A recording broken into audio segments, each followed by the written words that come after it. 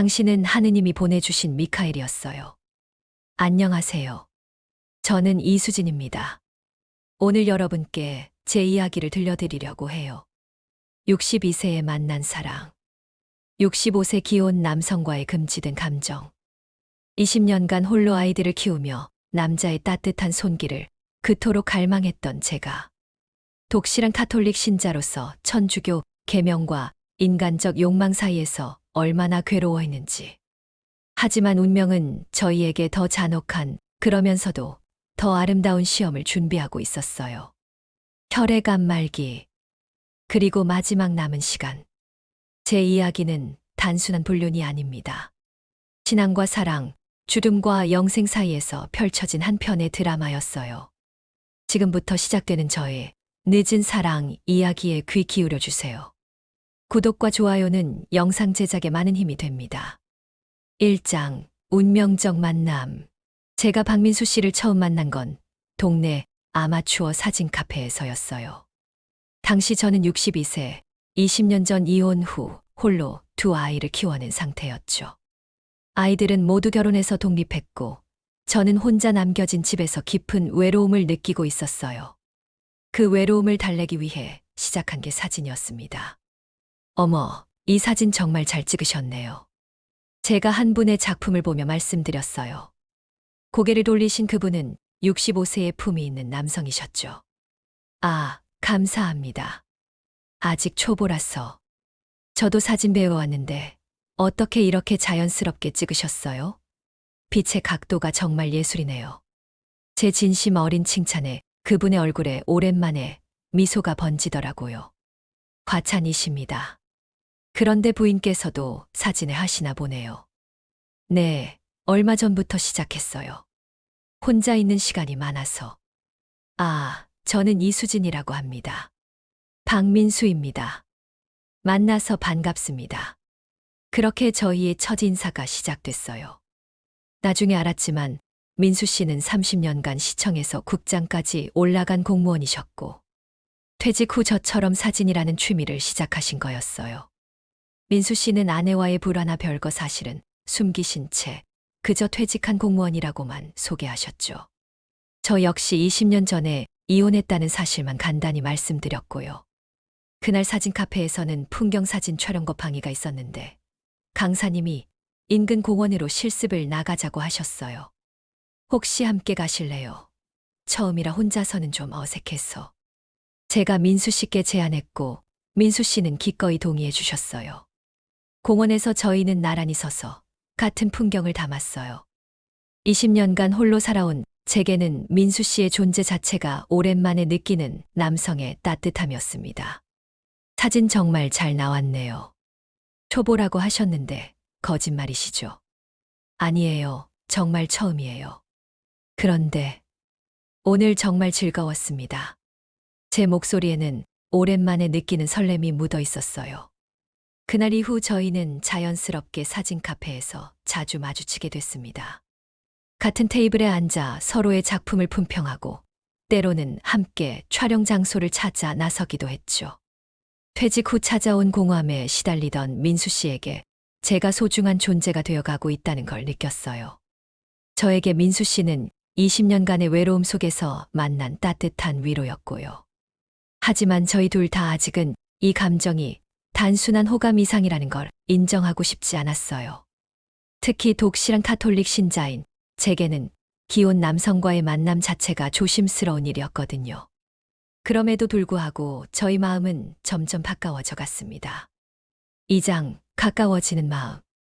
사진 카페에서 민수 씨와의 만남이 일주일째 이어지고 있었어요. 오늘은 어디로 촬영 가실 건가요? 제가 민수 씨께 자연스럽게 물어봤죠. 이제 저희에게는 함께 사진을 찍으러 나가는 것이 일상이 되어 있었거든요. 한강공원 쪽으로 생각하고 있었는데 수진 씨는 어떠세요? 좋아요. 사실 혼자서는 그런 곳에 가기가 좀 그랬는데 한강변을 걸으며 저희는 처음으로 진짜 이야기를 나누기 시작했어요. 퇴직하고 나니까 정말 허전하네요. 30년간 바쁘게 살았는데 갑자기 할 일이 없으니까. 민수 씨 목소리에는 깊은 공허함이 묻어 있었어요. 저도 아이들 키울 때는 하루하루가 전쟁 같았는데, 이제 다 독립하고 나니 너무 조용해서 오히려 힘들더라고요. 제가 솔직하게 대답했죠. 아이들을 혼자 키우셨다고 했죠. 많이 힘드셨을 것 같은데. 20년 전에 이혼했거든요. 아이들이 어릴 때라 정말 하루하루가 버티는 거였어요. 제 고백에 민수 씨는 미안한 표정을 지으셨어요. 나중에 알았지만 민수 씨도 당시 아내와의 문제를 솔직히 말씀하지 못하고 계셨던 거였어요. 그날 이후 저희 대화는 더욱 깊어졌습니다. 저는 20년간의 홀로 서기가 얼마나 외롭고 힘들었는지, 민수 씨는 퇴직 후 찾아온 무력감에 대해 조금씩 털어놓기 시작했어요. 어느 날 촬영을 마치고 돌아오는 길이었어요. 민수 씨, 오늘 정말 고마웠어요. 오랜만에 이렇게 즐거운 시간을 보낸 것 같아요. 저야말로 그래요. 수진 씨와 함께 있으면 시간 가는 줄 모르겠어요. 그 순간 민수 씨가 자연스럽게 제 손을 잡으셨어요. 따뜻하고 든든한 남자의 손길. 저는 20년 만에 느끼는 그 감촉에 온몸이 떨렸어요. 하지만 동시에 가슴 깊은 곳에서 죄책감이 올라왔죠. 이러면 안 되는데. 하느님, 용서해 주세요. 그날 밤 저는 잠들지 못했어요. 기도를 하려고 무릎을 꿇었지만 자꾸만 민수 씨의 따뜻한 손길이 생각났거든요. 독실한 카톨릭 신자로 살아온 제게 기혼 남성과의 감정적 교감은 그 자체로 죄였어요. 하지만 20년간 혼자 살아오며 그토록 갈망했던 남자의 위로를 거부하기에는 너무나 간절했죠. 다음 날 사진 카페에서 만난 저희 사이에는 미묘한 변화가 있었어요. 서로를 의식하는 시선, 조심스러운 말투. 하지만 그 어색함도 잠시, 곧 저희는 다시 자연스러운 대화를 나누고 있었어요. 그때는 몰랐지만 사랑은 이미 시작되고 있었던 거예요. 3장, 감정의 자가. 한 달이 흘렀어요. 민수 씨와의 만남은 이제 일주일에 서너 번으로 늘어났죠. 수진 씨, 혹시 오늘 시간 되시면 저녁이라도. 아니에요. 죄송해요. 오늘은 저녁 미사가 있어서. 저는 점점 자주 민수 씨의 제안을 거절하게 됐어요. 함께 있는 시간이 길어질수록 제 마음이 흔들리는 게 느껴졌거든요. 그날 저녁 성당에서 미사를 드리는데 신부님의 말씀에 가슴이 철렁 내려앉았어요. 간음하지 말라. 이는 하느님의 엄중한 계명입니다. 몸뿐만 아니라 마음으로 범하는 간음도 똑같은 죄라는 것을 기억하십시오. 제 손이 떨렸어요. 마치 저를 향한 말씀인 것 같았거든요. 하느님, 제가 지금 무엇을 하고 있는 건가요? 기혼 남성을. 이런 마음을 품다니. 한편 민수 씨도 혼란스러워하고 계셨을 거예요. 나중에 알았지만 아내와는 이미 몇 년째 마음의 거리가 멀어진 상태였지만 여전히 법적으로는 기혼자셨거든요. 다음 날 사진 카페에서 만난 저희의 분위기는 어색했어요. 수진 씨, 혹시 제가 뭔가 잘못했나요? 요즘 피하시는 것 같아서. 민수 씨의 직접적인 질문에 저는 당황했어요. 아니에요. 그런 게 아니라. 그냥 요즘 마음이 복잡해서. 마음이 복잡하다고요? 민수 씨가 제 손을 살짝 잡으셨어요. 저는 그 순간 제 마음을 더 이상 숨길 수 없다는 걸 깨달았죠. 민수 씨, 저희 이러시면 안 돼요. 왜 안 된다는 거죠? 민수 씨는 결혼하셨잖아요. 그제야 민수 씨는 숨겨왔던 진실을 말씀하셨어요. 수진 씨, 사실 저희 부부는 이미 몇 년째 별거 중이에요. 마음도 이미 떠났고, 다만 아이들 때문에 이혼은 하지 않고 있을 뿐이죠. 제 마음이 더욱 흔들렸어요. 하지만 동시에 더 큰 죄책감이 밀려왔죠. 그래도 저는 카톨릭 신자예요. 하느님 앞에서 이런 감정을 가져서는 안 돼요. 감정이라고 하셨나요? 그럼 수진 씨도 저와 같은 마음인 건가요? 민수 씨의 간절한 눈빛에 저는 더 이상 제 마음을 부인할 수 없었어요. 민수 씨, 20년 동안 혼자 살면서 이런 마음을 느껴본 적이 없었어요. 당신 같은 분을 만난 것도 처음이고. 하지만 이건 잘못된 거예요. 잘못된 게 아니에요. 우리는 서로를 진심으로 좋아하고 있는 거잖아요. 그날 밤 저는 무릎을 꿇고 긴 기도를 드렸어요. 하느님, 제가 어떻게 해야 할까요? 이 마음을 어떻게 해야 할까요? 죄라는 걸 알면서도 멈출 수가 없어요. 하지만 하늘은 침묵할 뿐이었어요. 며칠 후 민수 씨가 용기를 내어 정식으로 고백하셨어요. 수진 씨, 저는 당신을 사랑합니다. 조용한 공원에서 들려온 민수 씨의 고백. 제 가슴이 크게 뛰었어요. 민수 씨, 대답을 재촉하지는 않을게요. 다만 제 마음만은 알아주세요. 저는 대답할 수 없었어요. 하지만 제 떨리는 목소리가 이미 답을 하고 있었죠. 저도 민수 씨를. 그 순간 저희 사랑이 시작됐어요. 금지된 사랑이었지만 그만큼 더 간절하고 애틋한 사랑이었죠. 사장, 진실의 발가. 사랑을 고백한 후 저희의 만남은 더욱 잦아졌어요. 하지만 항상 조심스럽고 은밀하게 이루어져야 했죠. 수진 씨, 정말 행복해요. 저도요, 민수 씨. 하지만, 또 하지만이에요. 우리 그런 얘기 하지 말아요. 민수 씨는 제 걱정을 달래려 하셨지만, 제 마음 한편에는 항상 죄책감이 자리하고 있었어요. 그러던 어느 날, 제가 사진 카페에 일찍 도착했을 때였어요. 카페 사장님이 민수 씨에 대해 이야기하시는 소리가 들려왔죠. 박 국장님 말이야, 부인하고 별거 한다고는 하지만 아직 이혼은 안 하셨잖아. 그런데 요즘 수진 씨하고. 수진 씨 왔어. 순간 카페가 조용해졌어요. 제 가슴이 쿵쾅거렸죠. 모든 사람들이 저희 관계를 알고 있었던 거예요. 그날 민수 씨와 만났을 때 저는 물어봤어요. 민수 씨, 정말 부인분과 별거만 하고 계신 거죠? 이혼은 아직 안 하신 거고요? 네, 그렇다고 했잖아요. 왜 갑자기? 사람들이 다 알고 있더라고요. 저희 관계를. 민수 씨의 얼굴이 굳어지셨어요. 신경 쓰지 마세요. 우리가 잘못한 건 없어요. 하지만 제 마음은 더욱 무거워졌어요. 특히 신자 친구인 명자 언니가 의미심장한 눈빛으로 저를 바라볼 때는 견디기 힘들었거든요. 수진아, 요즘 성당에도 잘 안 나오고. 혹시 무슨 일 있어? 아니야, 그냥 몸이 좀 안 좋아서. 그래, 그런데 사진 배운다고 했지. 거기서 좋은 분이라도 만났어. 명자 언니의 날카로운 질문에 저는 대답할 수 없었어요. 그날 밤 저는 성경을 펼쳤어요. 우연히 펼쳐진 페이지에 쓰여 있는 글귀가 눈에 들어왔죠. 간음하지 말라. 제 손이 떨렸어요. 하느님이 저에게 경고하신 것 같았거든요. 한편 민수 씨는 아내 측에서 연락이 왔다고 하셨어요. 별거 중이던 아내분이 재산 분할에 대해 논의하자는 내용이었죠. 이제 정말 끝나는 거네요. 이혼 절차를 밟을 생각이에요. 민수 씨가 저에게 말씀하셨을 때 저는 복잡한 심정이었어요. 한편으로는 기뻤지만 다른 한편으로는 제 때문에 한 가정이 완전히 무너지는 것 같아 죄책감이 들었거든요. 민수 씨, 저 때문에 그러시는 건 아니죠? 아니에요. 이미 오래전부터 결정했던 일이에요. 다만 용기가 없었을 뿐이죠.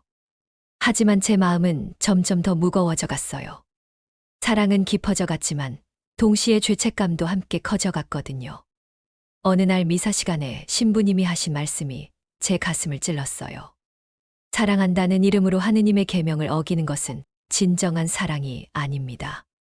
진정한 사랑은 하느님의 뜻에 순종하는 것입니다. 그날 밤 저는 잠들 수 없었어요. 5장 깊어지는 사랑과 갈등. 민수 씨와 사랑을 시작한 지 2달이 흘렀어요. 민수 씨는 이혼 절차를 본격적으로 진행하고 계셨죠. 수진 씨, 이제 정말 자유로워질 수 있을 것 같아요. 민수 씨. 하지만 제 표정은 밝지 않았어요. 사랑이 깊어질수록 죄책감도 함께 커져갔거든요. 혹시 저희 여행 한번 다녀올까요? 제주도나 강원도 쪽으로. 민수 씨의 제안에 저는 당황했어요. 여행이요? 아니에요. 그건 안 돼요. 왜요? 우리 이제 당당하게 만날 수 있잖아요. 당당하게라니요. 민수 씨는 아직 기혼자세요. 그리고 저는 말을 잇지 못했어요. 저는 하느님을 믿는 사람이에요 라는 말이 목구멍까지 올라왔지만 차마 하지 못했거든요. 그날 밤 저는 또다시 무릎을 꿇고 기도했어요. 하느님, 제가 너무 약한가 봅니다. 이 사랑을 끊어야 한다는 걸 알면서도 20년 동안 혼자 살았던 외로움이 너무 컸나 봅니다. 하지만 다음 날 민수 씨를 만나면 또다시 마음이 흔들렸어요. 수진 씨가 없으면 저는 어떻게 살아야 할지 모르겠어요. 퇴직하고 나서 당신을 만나기 전까지는 정말 무의미한 하루하루였거든요. 민수 씨의 진심 어린 고백에 제 마음도 녹았어요. 저도 마찬가지예요. 민수 씨를 만나고 나서야 다시 살아있다는 걸 느꼈어요. 저희는 그렇게 서로에게 더욱 깊이 빠져들었어요. 어느 일요일 제가 성당에서 나오는데 명자 언니가 기다리고 있었어요. 수진아, 잠깐 얘기 좀 하자. 무슨 얘기? 너 요즘 이상해. 미사 시간에도 딴 생각하고. 혹시 정말 남자라도 만났어? 명자 언니의 직설적인 질문에 제 얼굴이 빨개졌어요.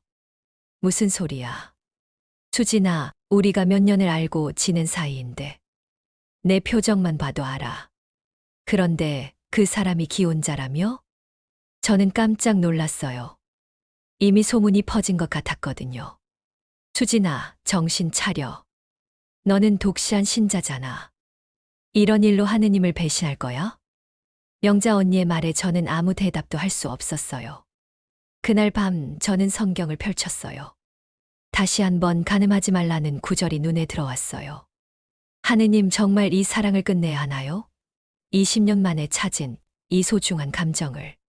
하지만 당신의 말씀을 어길 수는 없겠죠. 제 눈에서 눈물이 흘러내렸어요. 한편 민수 씨는 이혼 절차가 거의 마무리 단계에 있다는 소식을 저에게 전하셨어요. 이제 정말 자유로워졌어요. 우리 이제 떳떳하게 사랑할 수 있어요. 하지만 제 반응은 예상과 달랐어요. 민수 씨, 저희 조금 시간을 가져야 할 것 같아요. 시간이요? 무슨 뜻이에요? 제가 너무 혼란스러워요. 좀 생각할 시간이 필요해요. 민수 씨는 불안해하셨어요. 저 표정에서 심상치 않은 기운을 느끼셨나 봐요. 그날 이후 저는 점점 더 자주 미사에 참석하기 시작했어요. 그리고 결국 한 가지 결심을 하게 됐죠. 6장 고해성사와 이별. 며칠간의 고민 끝에 저는 결심했어요. 하느님 앞에서 제 죄를 고백하기로 한 거였죠. 토요일 저녁 미사 후 저는 고해소 앞에 서 있었어요. 마음이 두근거렸어요. 신부님, 고해하겠습니다. 말씀하세요, 따님. 저는 기혼 남성을 사랑하고 있습니다. 목소리가 떨렸지만 저는 용기를 내어 계속했어요. 20년 전에 이혼한 후 혼자 살아왔는데 몇 달 전에 한 분을 만났습니다. 그분은 아내와 별거 중이시고 이혼을 진행하고 계시지만 아직은 기혼자세요. 그런데 제 목소리가 메어졌어요. 저는 그분을 사랑하게 됐습니다. 20년 만에 느끼는 이런 감정이 너무 소중해서. 하지만 이것이 하느님의 뜻을 거스르는 일이라는 것도 알고 있습니다. 신부님은 잠시 침묵하셨어요. 따님, 하느님께서는 간음하지 말라고 분명히 말씀하셨습니다. 그분이 이혼을 진행 중이라 해도 아직은 다른 사람의 남편입니다. 따님의 마음을 이해하지만 이는 하느님의 계명을 어기는 일입니다. 신부님, 그럼 저는 어떻게 해야 할까요? 진정한 사랑이라면 하느님의 뜻에 순종하는 것입니다. 그분을 위해서도 따님을 위해서도 이 관계를 정리하신 것이 옳습니다. 신부님의 말씀에 저는 눈물을 흘렸어요. 마음으로는 이미 알고 있던 답이었거든요. 고해하신 죄를 용서합니다. 하지만 이제는 하느님의 뜻에 따라 살아가십시오. 고해소를 나온 제 마음은 한편으로는 평안했지만 다른 한편으로는 무너져 내리는 것 같았어요. 그날 밤 저는 민수 씨에게 전화했어요. 민수 씨, 내일 만날 수 있을까요? 할 말이 있어요. 민수 씨는 제 심각한 목소리에 불안감을 느끼셨나 봐요. 다음 날 공원에서 만난 저희. 제 얼굴은 창백했어요. 민수 씨, 저희 이제 만나지 말아요. 갑자기 왜 그런 말을 하세요? 저는 하느님을 믿는 사람이에요. 아무리 사랑한다고 해도 하느님의 뜻을 거스를 수는 없어요. 민수 씨는 당황하셨어요. 수진 씨, 저 곧 이혼해요. 조금만 기다려 주세요. 안 돼요. 지금 당장 민수 씨는 기혼자세요. 그리고 저는 간음하지 말라는 하느님의 계명을 어길 수 없어요. 수진 씨, 민수 씨가 제 손을 잡으려 하셨지만 저는 뒤로 물러섰어요. 제발 이해해 주세요. 저는 20년 동안 하느님만을 의지하며 살아왔어요. 그분을 배신할 수는 없어요. 그럼 저는 어떻게 해요? 수진 씨 없이는 살 수 없어요. 민수 씨의 절규에 제 마음도 찢어지는 것 같았어요. 하지만 제 결심은 변하지 않았죠. 민수 씨, 미안해요. 정말 미안해요. 하지만 안녕히 계세요. 저는 고개를 돌리고 걸어갔어요. 뒤에서 민수 씨가 부르는 소리가 들렸지만 돌아보지 않았어요. 그날 밤 저희 둘 다 잠들 수 없었을 거예요. 사랑하기 때문에 이별해야 하는 운명. 그때는 몰랐어요. 이것이 끝이 아니라는 걸. 더 큰 시련이 저희를 기다리고 있다는 걸 말이죠. 7장 충격적인 진실. 이별한 지 1년이 흘렀어요. 저는 예전보다 더 열심히 성당에 다녔어요. 봉사활동도 늘리고 기도 시간도 길어졌죠. 하지만 마음 한구석에는 항상 민수 씨에 대한 그리움이 자리하고 있었어요. 잘 지내고 계실까? 이혼은 잘 마무리되셨을까? 민수 씨에 대한 생각이 날 때마다 저는 고개를 저었어요. 안 돼, 생각하면 안 돼. 하느님의 뜻에 순종하기로 했잖아. 한편 사진 카페에서는 민수 씨가 보이지 않자 사람들이 궁금해하기 시작했어요. 박 국장님이 언제부터 안 오셨지? 한 달 넘게 안 보이는 것 같은데. 혹시 어디 아프신 건 아닐까? 저도 그런 대화를 들을 때마다 마음이 쓰였어요. 하지만 먼저 연락할 수는 없었죠. 그러던 어느 날 사진 카페 사장님이 심각한 표정으로 저희에게 말씀하셨어요. 여러분, 박민수 국장님 소식 들으셨어요? 무슨 소식이요? 드디어 이혼하셨대요. 1년 만에 모든 절차가 끝났다고 하더라고요. 그런데 그게 문제가 아니라 사장님의 말에 모든 사람들이 귀를 기울였어요. 병원에 입원하셨다네요. 혈액암이래요. 그것도 말기. 순간 제 얼굴이 창백해졌어요. 말기요? 네, 김 과장님이 우연히 병원에서 만났다고 하시더라고요. 이혼 수속 마치고 나서 몸이 안 좋아서 검사 받았는데 혈액암 말기 판정을 받으셨다면서 많이 야위셨다고 하더라고요.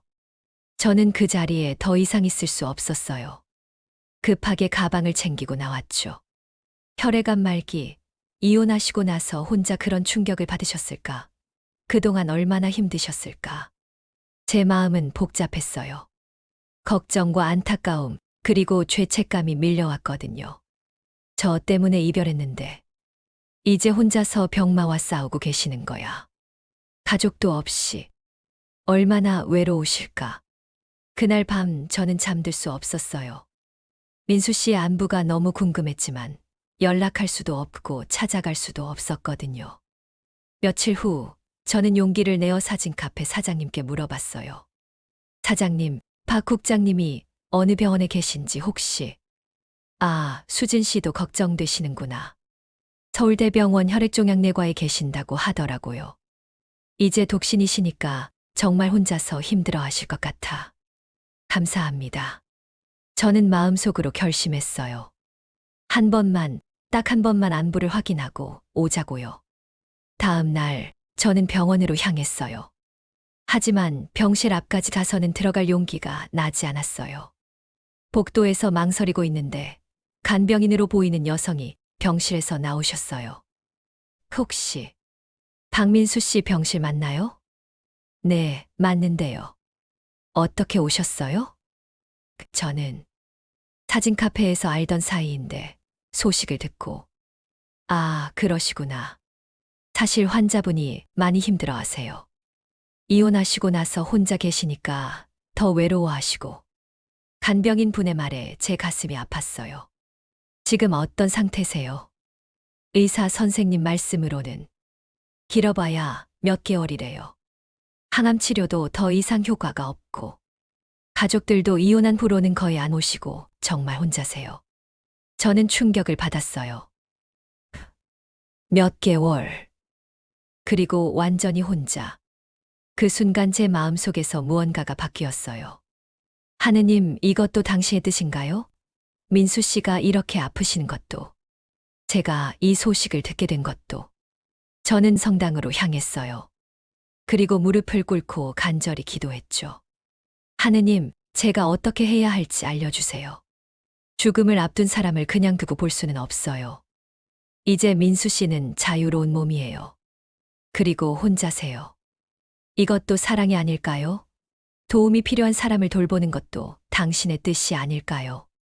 그날 밤 저는 결심했어요. 8장, 간병과 헌신. 다음 날, 저는 용기를 내어 병원으로 향했어요. 병실 문을 두드리는 제 손이 떨렸어요. 1년 만에 민수 씨를 다시 보게 되는 거였거든요. 들어오세요. 약해진 목소리가 들려왔어요. 문을 열고 들어간 저는 깜짝 놀랐어요. 민수 씨는 1년 사이에 완전히 다른 사람이 되어 있었거든요. 수진 씨. 민수 씨도 저를 보고 놀란 표정을 지으셨어요. 하지만 그 눈에는 반가움보다는 당황스러움이 더 컸어요. 민수 씨. 소식을 듣고 왔어요. 어떻게, 왜 오셨어요? 민수 씨의 목소리에는 복잡한 감정이 묻어 있었어요. 소식을 들었어요. 이혼하셨다고.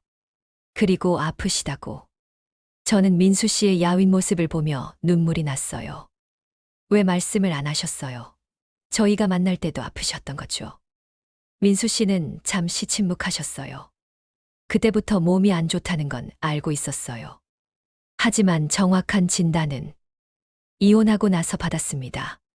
그럼 왜 저에게 말씀을 안 하셨어요? 수진 씨에게 부담을 주고 싶지 않았어요. 아픈 사람을 사랑하게 만들고 싶지 않았거든요. 민수 씨의 말에 제 가슴이 아팠어요. 그렇게 혼자 견뎌오셨던 거예요? 이제 자유로운 몸이니까. 괜찮아요. 하지만 민수 씨의 목소리는 전혀 괜찮아 보이지 않았어요. 민수 씨, 저는 하느님께 기도했어요. 제가 어떻게 해야 할지. 하느님께서 이 시간을 저에게 주신 것 같아요. 도움이 필요한 사람을 돌보는 것도 사랑이라고. 이제 민수 씨는 자유로운 몸이시잖아요. 민수 씨는 저를 바라보셨어요. 1년 만에 보는 제 얼굴에는 확고한 결심이 서려 있었거든요. 간병인이 있어요. 그분은 낮에만 계시죠. 밤에는 혼자 계시고. 저는 이미 다 알아봤다는 듯이 말했어요. 제가 밤에는 여기 있을게요. 아니, 제가 전담 간병을 할게요. 수진 씨, 안 돼요. 그럴 수 없어요. 왜 안 돼요? 이제 민수 씨는 독신이시고 저도 혼자예요. 그리고 저는 민수 씨를 사랑해요. 1년 만에 듣는 사랑한다는 말. 민수 씨의 눈에서 눈물이 흘러내렸어요. 수진 씨, 고마워요. 정말 고마워요. 그날부터 저는 매일 병원에 나왔어요. 간병인을 대신해서 민수 씨를 돌봤죠. 약을 챙겨드리고 식사를 도와드리고 밤에는 병실에서 함께 있어드렸어요. 수진 씨, 힘들지 않으세요? 전혀요. 이렇게 민수 씨와 함께 있을 수 있어서 행복해요. 제 헌신적인 간병에 민수 씨는 조금씩 마음의 평안을 찾아가셨어요. 어느 날 저녁 저희는 창밖의 노을을 바라보며 이야기를 나눴어요.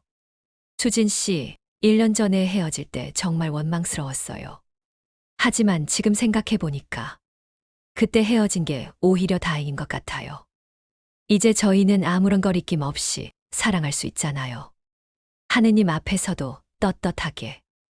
민수 씨는 제 손을 잡으셨어요. 고마워요, 수진 씨. 당신이 없었다면 이 고통을 어떻게 견뎠을지. 민수 씨, 저희 시간이 많지 않다는 거 알고 있어요. 그래서 더욱 소중해요. 저희는 그렇게 죽음을 앞둔 마지막 사랑을 시작했어요. 부장, 못다한 사랑의 완성. 제가 민수 씨를 간병한 지 한 달이 흘렀어요. 민수 씨의 상태는 점점 나빠졌지만 제가 곁에 있어서인지 마음만은 평안해 보이셨어요. 수진 씨, 제가 죽으면 그런 말씀 하지 마세요. 아니에요. 들어주세요. 제가 죽으면 수진 씨는 어떻게 살 거예요? 민수 씨, 20년 동안 혼자 사셨는데 이제 또 혼자가 되는 건 아닌지. 저는 민수 씨의 손을 꼭 잡았어요. 민수 씨와 함께한 시간들이 제게는 선물이에요. 후회 없어요. 어느 날 저는 민수 씨께 중요한 제안을 드렸어요. 민수 씨, 저희 결혼해요. 결혼이요? 네, 하느님 앞에서 정식으로 맹세하고 싶어요. 이제 아무런 거리낌이 없잖아요. 민수 씨는 잠시 망설이셨어요. 수진 씨, 저는 곧 죽을 사람이에요. 결혼해봐야 몇 개월 못 갈 텐데. 그래서 더 의미 있는 거예요. 짧더라도 진짜 부부로 살고 싶어요. 민수 씨의 눈에서 눈물이 흘러내렸어요. 정말 그래도 되겠어요? 물론이에요. 하느님께서도 축복해 주실 거예요. 저는 곧바로 준비에 들어갔어요. 신부님을 찾아가서 상황을 설명드렸죠. 신부님, 저희 결혼 주례를 부탁드려도 될까요? 물론입니다. 죽음을 앞둔 분에게 사랑을 주는 것은 하느님의 뜻이기도 하죠. 신부님의 따뜻한 말씀에 저는 안도했어요. 일주일 후 병실에서 소박한 결혼식이 거행됐어요. 사진 카페 사람들 몇 명과 제 신자 친구들이 참석했어요. 민수 씨의 자녀들도 아버지의 마지막을 지켜보기 위해 왔죠. 박민수, 이수진 두 분은 하느님 앞에서 서로 사랑하고 존중하며 평생을 함께할 것을 맹세합니까? 맹세합니다. 저희 목소리는 떨렸지만 확고했어요. 이제 하느님의 이름으로 두 분을 부부로 선언합니다. 그 순간 저는 민수 씨께 말씀드렸어요. 이제 떳떳하게 당신을 사랑할 수 있어요. 민수 씨도 대답하셨어요. 수진 씨, 아니, 제 아내. 고마워요. 정말 고마워요. 결혼식 후 저희만의 시간이 흘렀어요. 비록 병시였지만 저희에게는 세상에서 가장 소중한 신혼의 공간이었거든요. 여보, 후회하지 않아요? 무슨 소리예요? 이렇게 행복한데 제가 아프지만 않았다면. 민수 씨, 아니 여보. 우리에게 주어진 시간이 짧다고 해서 사랑의 가치가 줄어드는 건 아니에요. 제 말에 민수 씨는 고개를 끄덕이셨어요. 그렇죠. 우리는 지금 이 순간이 전부니까. 그날 밤 저는 민수 씨의 곁에서 조용히 말했어요. 여보, 당신은 제게 하느님이 보내주신 미카엘이에요. 미카엘이요. 네, 20년 동안 혼자였던 저에게 사랑을 가르쳐 주러 오신 하느님의 천사. 민수 씨는 제 말에 깊이 감동하셨어요. 수진 씨, 아니, 제 사랑하는 아내. 저야말로 당신을 만나서 진짜 사랑이 뭔지 알게 됐어요. 저희는 그렇게 마지막 사랑을 완성해 갔어요. 10장, 영원한 사랑. 결혼한 지 한 달이 지났어요. 민수 씨의 상태는 눈에 띄게 악화되고 있었어요. 하지만 저와 함께하는 시간만은 평안했죠. 여보, 제가 곧 떠날 것 같아요. 어느 날 저녁 민수 씨가 조용히 말씀하셨어요. 그런 말 하지 마세요. 아니에요. 느껴져요. 몸이 점점 말을 안 들어요. 저는 민수 씨의 손을 꼭 잡았어요. 차갑게 식어가는 손이었거든요. 여보, 무서워요? 제가 물었어요. 아니에요. 당신이 곁에 있으니까. 전혀 무섭지 않아요. 정말요? 네, 정말이에요. 오히려 감사해요. 이렇게 사랑받으며 떠날 수 있다는 게. 그날 밤 민수 씨의 상태가 급격히 나빠졌어요. 의식이 흐려지기 시작했죠. 여보, 들리세요? 제가 민수 씨의 손을 잡고 말했어요. 수진 씨. 네, 여기 있어요. 곁에 있어요. 고마워요. 정말. 고마워요. 저야말로 고마워요. 당신은 하느님이 보내주신 미카엘이었어요. 20년 동안 혼자였던 저에게 사랑을 가르쳐 주러 오신. 민수 씨의 입가에 미소가 번졌어요. 사랑해요. 수진 씨. 저도 사랑해요. 미카엘. 그 순간 민수 씨는 제품에서 조용히 눈을 감으셨어요. 평안한 얼굴이었어요. 여보. 여보. 저는 민수 씨를 부르며 눈물을 흘렸어요. 하지만 슬픔보다는 감사함이 더 컸어요. 하느님, 감사합니다. 마지막까지 함께할 수 있게 해주셔서. 이 사랑을 허락해 주셔서. 장례식은 조용히 치러졌어요. 저는 민수 씨의 마지막을 지키는 진짜 가족이었거든요. 에필로그. 1년 후. 1년이 흘렀어요. 저는 민수 씨와 함께 찍었던 사진들로 작은 전시회를 열었어요. 늦은 사랑이라는 제목의 추모 전시회였죠. 정말 아름다운 사진들이네요. 두 분이 얼마나 행복하셨는지 사진에서 느껴져요. 관람객들의 말에 저는 미소 지었어요.